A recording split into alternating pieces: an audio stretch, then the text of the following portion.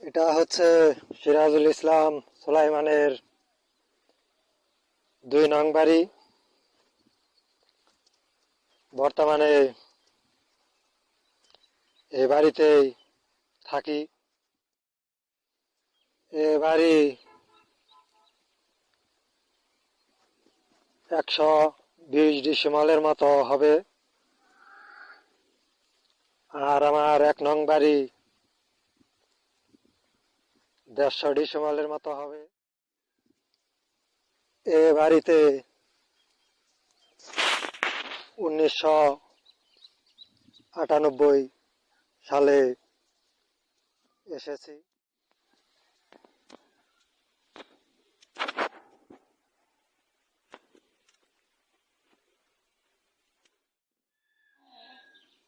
ওই উপরে আমার নাম লেখা আছে।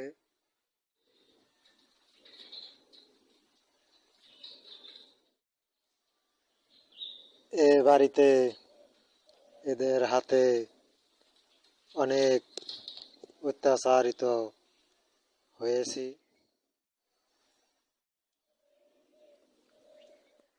এই বাড়িতে আমার স্ত্রী ধর্ষিত হয়েছে।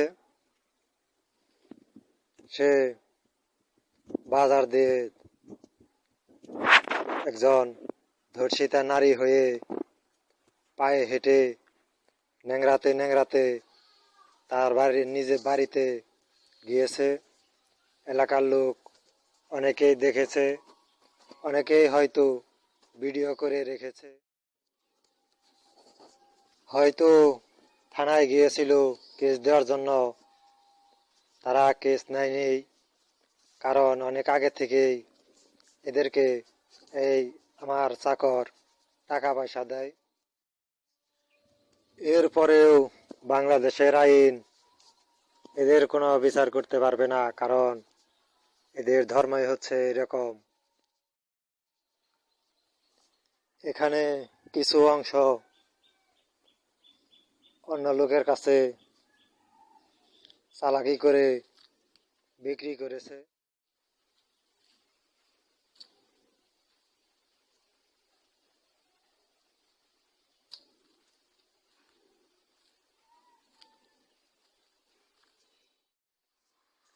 এই সোজা রাস্তা, এটা দিয়ে আমার চাকর যাইতে পারতো না, কারণ সে মসজিদ ঘরে রেপ করেছিল।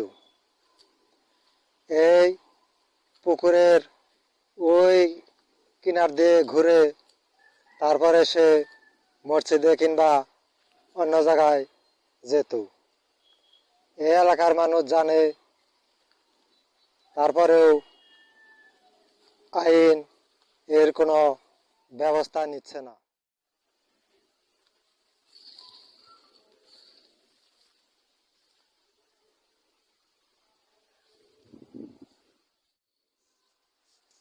এখানকার বাপের বেটারা বলে সিরাজুল ইসলাম সুলাইমানের চাকরের মধ্যে ঠ্যাং ধরে ঝাঁকি দিলে টাকা পয়সা পড়ে। এই কারণে হয়তো এই উত্তরবঙ্গের চোরকে এখানে বাপের বেটারা রেখেছে, আমার জমি জমা ভোগ করছে। এরা বাপের বেটারা যা বলবে তাই সঠিক, মিথ্যা বললেও সঠিক। বাপের বেটাদের আইন ধর্ম দুটোই এরকম। এই ক্ষমতা যদি মায়ের বেটাদের হাতে থাকতো, তাহলে আইন ধর্ম দুটোই সঠিক পথে চলতো।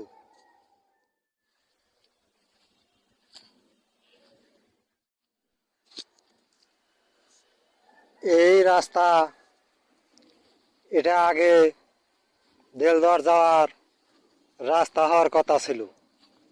আমার জায়গা দখল করায় এই রাস্তা আর ব্যবহৃত হয় না। এটা হচ্ছে সরকারি রাস্তা। মানুষ সরকারি রাস্তা ব্যবহার করে না, মায়ের বেটাদের রাস্তা ব্যবহার করে।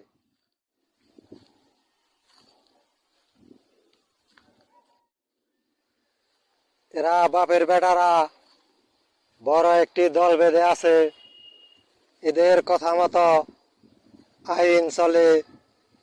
এরা নিজেরাই ধর্ম বানিয়ে ইচ্ছা মতো ভণ্ডামি করে, আইন এদেরকে প্রশ্রয় দেয়। এ আইন ঠিক করার মতো কেউ নাই। একমাত্র মায়ের বেটারা যদি এ আইন ঠিক করে দিয়ে যায়, তাহলে ভবিষ্যতে এ আইন ঠিক হবে।